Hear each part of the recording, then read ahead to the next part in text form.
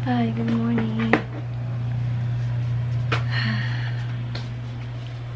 Ihahatid ko yung kotse ko sa sa Vima kasi papaayos ko kasi pupunta ng kapatid ko. So bali hindi namin lang yun ibibenta kasi ibibigay namin yun sa kapatid ko. Tapos na ako ng video pagkatapos ito naligo na ako para mag-prepare para pumunta ng Vima kasi mamaya mga 9 darating na yung lechon na in-order ng uncle ko para dalhin namin dun sa Mars. It's a little early in the morning right now. What time is it? A little early. It's already late. It's 10. Wow, 10. We're going to VMAC to fix our car because instead of selling this, we're gonna give it to Fema's brother because it's already old and I don't even know if we could sell it. We're driving it and then it just turned off a couple maybe 20 minutes ago, and that's the first time it ever did that. So in other words, it's really good that we're buying another car. Fema's dad didn't want to give it to her brother because he thought that it would be more trouble than it's worth, and that maybe he'd regret it, or maybe it would cost him so many bills or something like that if it gets broken. But Fema's brother still wants it, so we're gonna give it to him. We're at SM City Davao and my hair is amazing. There's a guy in time and he really cut my hair weird.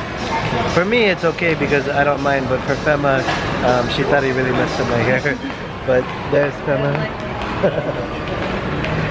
Yeah, it's actually really relaxing here at SM as long as you don't have to drive so far to get here. When we used to drive from Mintal, it was so far to get here. There's a lot of traffic. So by the time we got here, we were really stressed. But now we live a lot closer. It's really pleasant just to come here, sit, relax. We sit at the Figaro. It kind of reminds me of the United States because I went to Hillsdale High School, which was right by Hillsdale Mall in San Mateo. It was a nice experience, so maybe our son will have kind of a similar thing here in the Philippines. So mga susok me, sinawa. Swimming me sa imos. Love, swimming. Pacquiao. Lang, nagyuyog sa kanan lang. Murag nega Georgia. Awa, dahan kayo mi, oh. As in, fully loaded ang mga sakinan. Nga tumiki Mars. Fully booked. Fully booked. Ang atinista dari, oh. Very silent. Silent. Ulray ang route ni Titing. Apa isa ka juntis. Isang juntis. Kabuhanan niya ngayon. Okay na na. Tete. Pag-vlog na. Pag-vlog. Saan mo kaigon? Nandito na kami sa Magbisaya ako ah. Oh. Tagalog. Yung Bisaya lang ako. So, hi! Hi lang. Nandito na kami sa Delinor. Inland Resort and Adventure Park. Yes. Yes. Si Papa nakapark doon. No. Sige.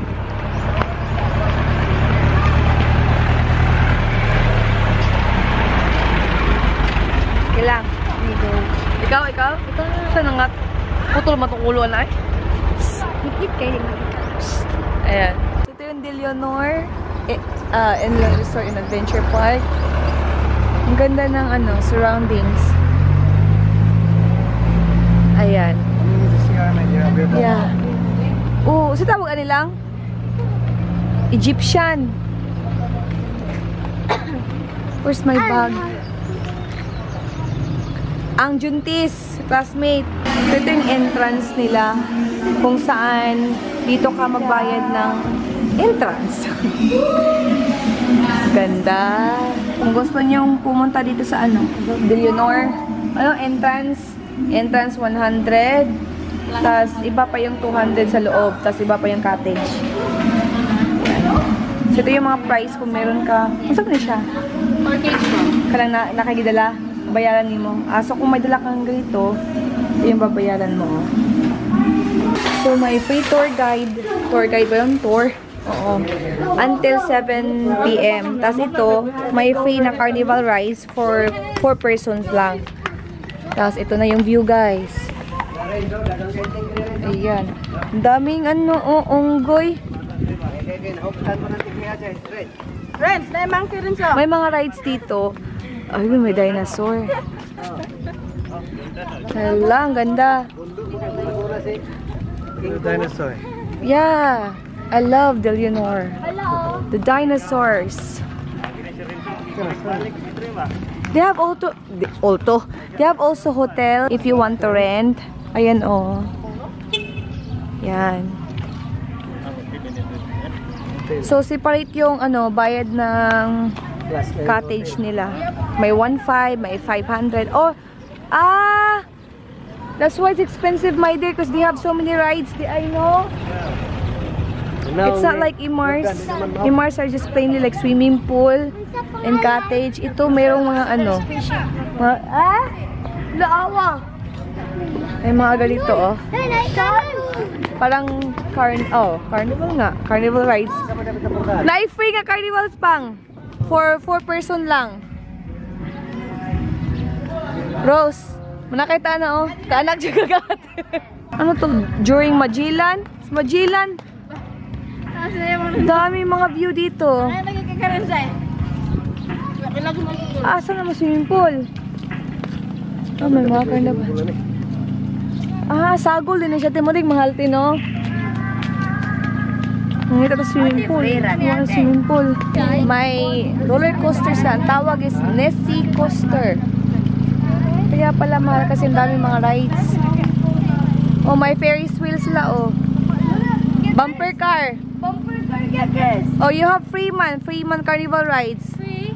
For 4 person. Sige. No, bumper car. Kasi kita tanan pa, mo sa ito sakyan. Kuan, tour ko na ito. So ito na yon. Ito na yung entrance ng wave pool. Hi my love. Hey. You like the place? Yes, thanks. Yeah, family outing na naman kami ngayon. Asan eh, ate? Butang. Ha? Asan eh, butang? Ay my dear, why Jake is carrying the bag? It's so heavy. Okay. Heavy makina lang. This is the Leonor in restaurant. Ang cottage na. Ay, diba? Entrance na naman. Another entrance for food. The receipt is over there. So ito yung mga cottages nila. 500 yung cottage nila. Lang, pagkuhan sa daw lang.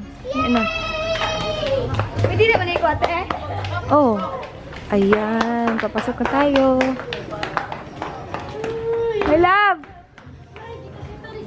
Ay. Ang ganda. And ang napakaganda din dito is doble-doble yung checkpoint ng mga guards. Bawal yung mga nababasag. Tas yung entrance talaga lahat-lahat is 300 per head. Sa entrance pa lang doon sa first entrance is 100 per head. Tas papasok is 200. Mailigo ka man o hindi. Ano pa? Yung cottage is 500. Ayan, may wave pool. Yung owner ng Leonor tsaka Imars, pareho lang. Doon sana kami sa Imars. Kaya lang close sila. Ito lang yung nag-open. So dito kami. First time namin dito. Daming rides. Hi my love. Yeah. Ayan. Very nice. Which ones are blue? So ito na yung cottage namin, 104. Mga unsa ta? Ano si Ren? Okay. Baon namin. Saging. Rice. Rice pa din. Ewan ko saan. Oh, may So this is the De Leonor wave pool. The waves don't really get that high. It's kind of really small waves, but that's good because if there's kids, it's not really that delicado or dangerous for them. So I'm gonna walk over here.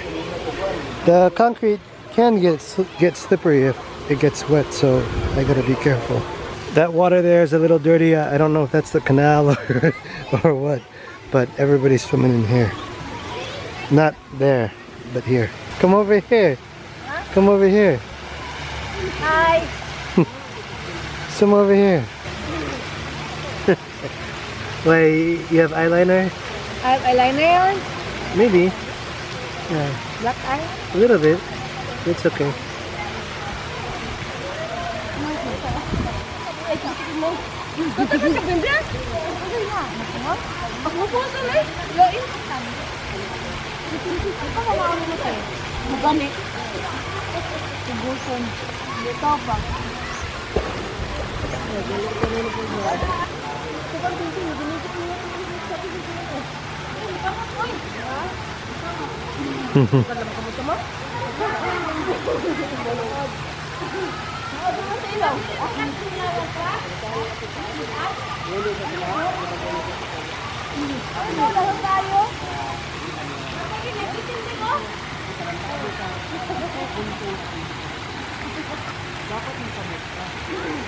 Another reason why I kind of want to give the car to Fema's brother is that I'm not really into selling things. Like if we sell the car to someone, who knows if it will break down, and I don't really want to have that guilt trip that we sold someone a broken car.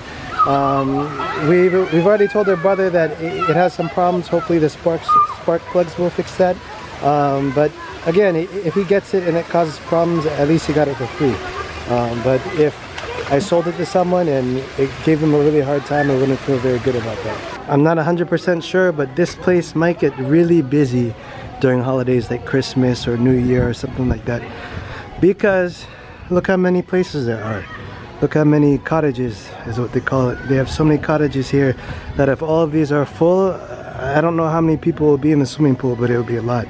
And this is our cottage. Tintin and Aryan are guarding the cottage. All of our things.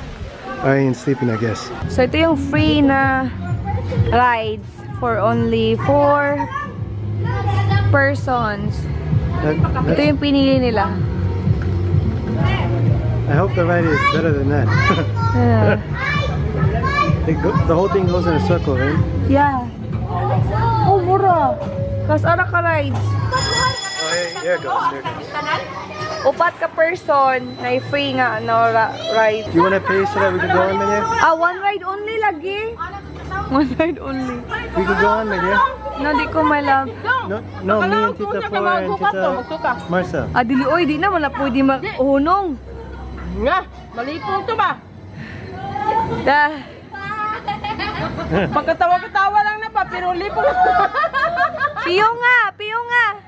So, hindi namin tinapos yung rides kasi si Tintin sumasakit na yung tiyan niya. Take her to the hospital.